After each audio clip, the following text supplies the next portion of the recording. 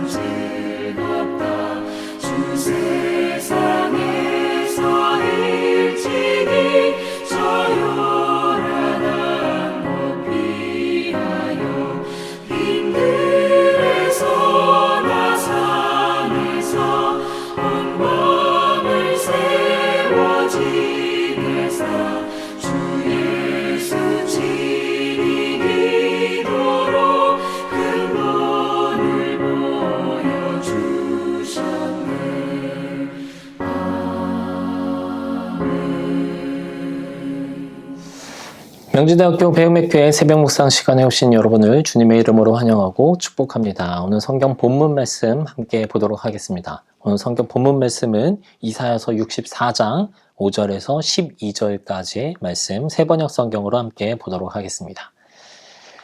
주님께서는 정의를 기쁨으로 실천하는 사람과 주님의 길을 따르는 사람과 주님을 기억하는 사람을 만나 주십니다. 그러나 주님 보십시오. 주님께서 진노하신 것은 우리가 오랫동안 죄를 지었기 때문입니다. 우리가 어찌 구원을 받겠습니까? 우리는 모두 부정한 자와 같고 우리의 모든 의는 더러운 옷과 같습니다. 우리는 모두 나뭇잎처럼 시들었으니 우리의 죄악이 바람처럼 우리를 휘몰아 갑니다. 아무도 주님의 이름을 부르지 않습니다. 주님을 굳게 의지하려고 분발하는 사람도 없습니다. 그러기에 주님이 우리에게서 얼굴을 숨기셨으며 우리의 죄악 탓으로 우리를 소멸시키셨습니다. 그러나 주님은 우리의 아버지이십니다. 우리는 진흙이요, 주님은 우리를 빚으신 토기장이이십니다.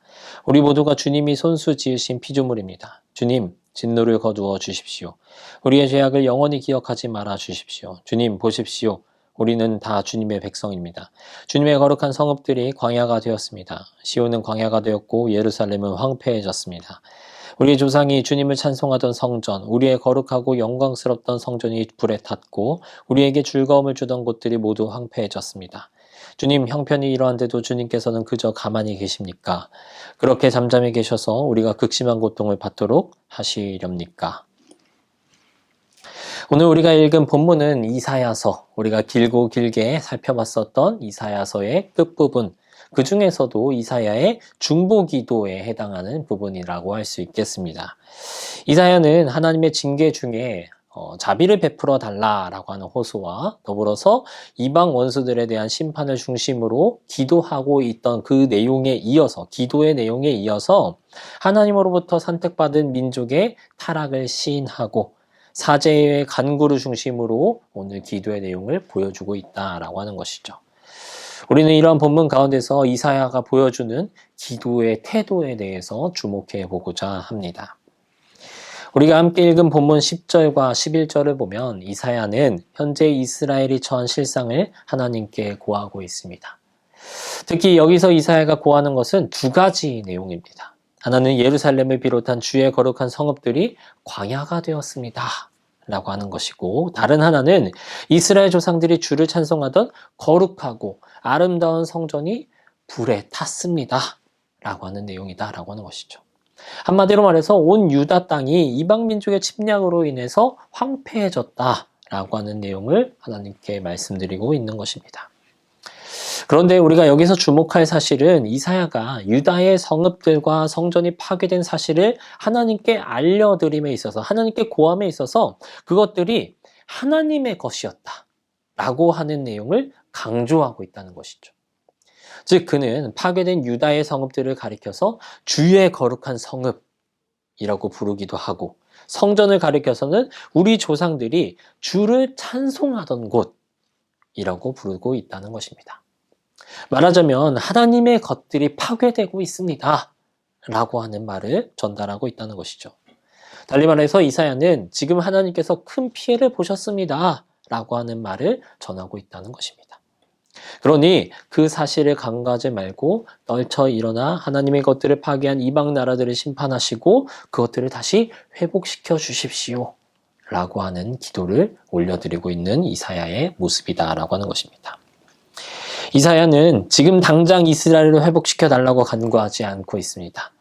이사야는 다만 하나님의 것을 다시 회복해 주시라고 간구하고 있다는 것이죠. 그러나 나타날 결과는 같습니다. 이사야는 다만 같은 간구라도 하나님과 관련지어 하나님 중심적으로 간구하고 있다는 것에 우리는 주목해야 한다는 것이죠. 같은 기도라도 하나님께서 기뻐하실 기도, 같은 기도라도 하나님이 관심을 가지실 만한 기도, 그 기도를 들어주시 않고서는 하나님이 견딜 수 없는 그러한 기도를 지금 이사야가 올리고 있다는 것입니다. 실로 이사야는 하나님의 마음을 움직일 수 있는 그러한 지혜, 그러한 기도를 가지고 있었던 사람이었다라고 하는 것이죠. 자신의 것이 원수들에 의해 파괴되었다라고 한번 생각해 봅시다. 하나님은 과연 그러한 사실에 가만히 계실까? 물론 이사야는 하나님께서 당신의 것이 파괴된 줄을 모르실 것이다 라고 생각해서 이렇게 기도하는 것이 아닙니다. 이사야는 하나님께서 모든 것을 다 알고 계시다 라고 하는 것을 자기도 분명히 알고 있었습니다. 유다의 성읍이나 성전이 파괴된 것도 타락한 이스라엘을 징계하기 위한 하나님의 섭리로 말미암는 사실이다 라고 하는 것을 이사야도 분명히 알고 있었다는 것이죠. 다만 이사야는 그곳이 본래 하나님과 어떤 관련을 맺고 있는지를 하나님께 고함으로써 자신의 기도가 단지 자기만의 혹은 자기 민족만의 염원이 아니라 그 의미를 넘어서 궁극적으로는 하나님을 향한 것이고 하나님의 거룩하심과 그 영광과 깊이 연루된 것임을 기도로 올려드리고 있다라고 하는 것이죠. 우리는 이러한 이사야 간구를 통해서 하나님께 응답받는 기도의 바른 자세에 대해서 배울 수 있습니다. 즉 우리의 모든 기도를 하나님 중심적으로 기도해야 한다라고 하는 것이죠. 우리는 하나님께 무엇을 주시도록 요청하는 기도를 하든지, 죄를 범함으로 인하여서 징계에 처하여서 하나님의 긍휼을 호소하는 기도를 드리든지, 그것을 우리 자신들의 초점을 맞추기보다는 하나님께 초점을 맞춰서 기도해야 한다라고 하는 것입니다. 이처럼 기도할 때 우리는 우리의 문제와 우리의 기도가 하나님과 어떤 관련이 있는지를 밝히 깨닫게 될 것이고, 기도 이후에도, 기도의 응답 이후에도 하나님 중심적인 삶을 살아가게 될 수 있다라고 하는 것입니다. 이런 기도를 드리는 자, 이런 삶을 살기로 작정하는 자, 그런 사람의 기도에 하나님께서 더욱 큰 관심을 가지신다라고 하는 것. 그의 기도가 더욱더 힘있게 하나님 앞에 올려진다라고 하는 것. 또한 더욱 확실하고 바른 응답을 그런 기도자들이 체험하게 될 것이다 라고 하는 것. 우리의 실제 기도가 이러한 이사야의 기도와 같이 나타나기를 소망하시는 그런 저와 여러분들이 되기를 주님의 이름으로 소망합니다. 함께 기도하시겠습니다. 하나님, 우리의 기도가 주님의 뜻과 주님의 영광, 주님이 중심이 되는 기도이기보다는 우리 스스로의 안녕과 평안, 우리의 축복을 바라는 기도였음을 깨닫게 됩니다. 주님, 오늘 이사야의 기도를 통해 알게 된 것처럼 주님을 중심에 둔 기도로 주님과 소통하는 자들이 되게 하여 주시옵고, 그러한 기도로 주님께 영광 올려드리는 그러한 삶을 살아가는 자들이 될 수 있도록 함께하여 주시옵소서. 감사드리며 예수님의 이름으로 기도드립니다. 아멘.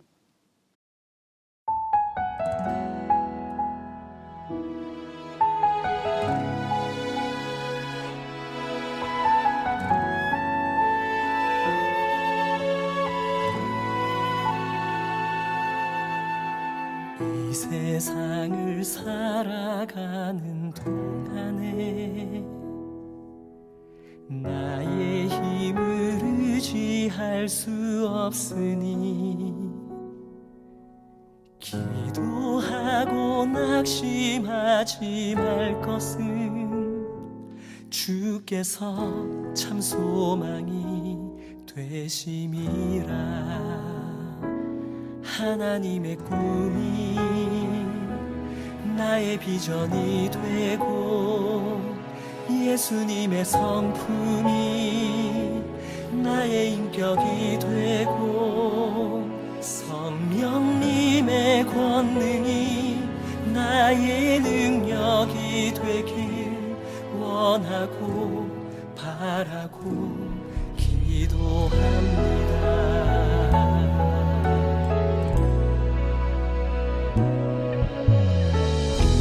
세상을 살아가는 동안에 나의 힘을 의지할 수 없으니 기도하고 낙심하지 말 것을 주께서 참 소망이 되시니라.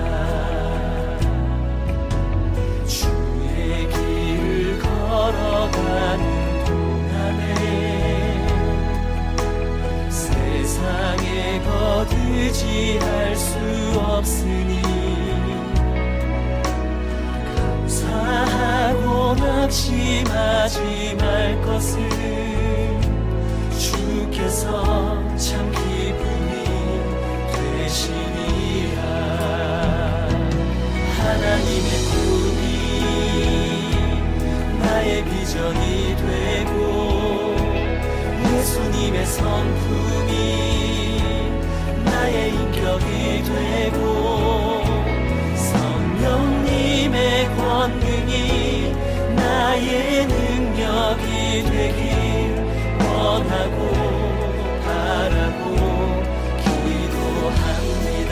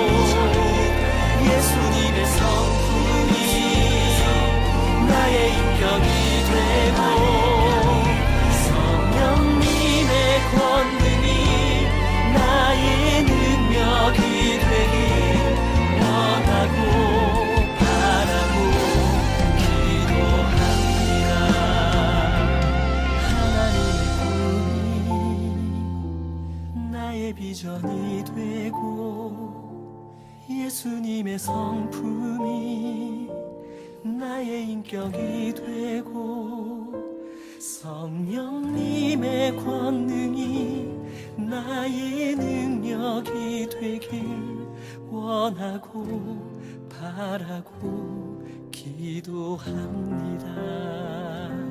하나님의 꿈이